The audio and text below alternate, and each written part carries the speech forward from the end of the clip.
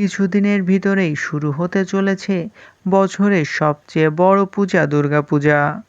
আর এই দুর্গাপূজা উপলক্ষে বিভিন্ন ধারাবাহিক চ্যানেল ও জনপ্রিয় ইউটিউব চ্যানেলগুলো নিজেদের মতো করে মহালয়ার আয়োজন করে, যেখানে বিভিন্ন জনপ্রিয় অভিনেত্রী বা কন্টেন্ট ক্রিয়েটরদের দেবী রূপে দেখা যায়। আজকের ভিডিওতে আমরা জানতে চলেছি এবছর কোন কোন অভিনেত্রীকে দেবী দুর্গার চরিত্রে দেখা যেতে পারে। তো কথা না বাড়িয়ে চলুন ভিডিওটি শুরু করা যাক।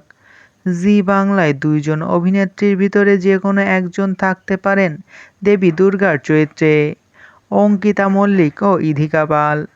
শোনা যাচ্ছে এ দুজনের ভিতরে যে কোনো একজনকে দেখা যাবে মা দুর্গার চরিত্রে। তো অন্যদিকে স্টার জলসায়ও দুজন অভিনেত্রীর নাম উঠে আসছে, অভিনেত্রী শুভশ্রী গাঙ্গুলি ও অভিনেত্রী কোয়েল মল্লিক।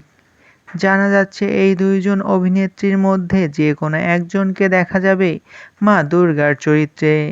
সান বাংলায় এবার মা দুর্গা হচ্ছেন অভিনেত্রী দিতিপ্রিয়া রায়। তো অন্যদিকে টেলি দুর্গা প্রোডাকশনে এবার মা দুর্গা হচ্ছেন জনপ্রিয় অভিনেত্রী দিব্যানী মণ্ডল।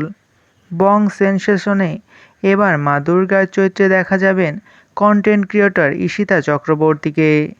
তো অন্যদিকে হ্যাপি ফেস্ট ক্রিয়েশনে এবার মা দুর্গার চরিত্রে থাকছেন জনপ্রিয় অভিনেত্রী ও কন্টেন্ট ক্রিয়েটর তুহিনা মণ্ডল।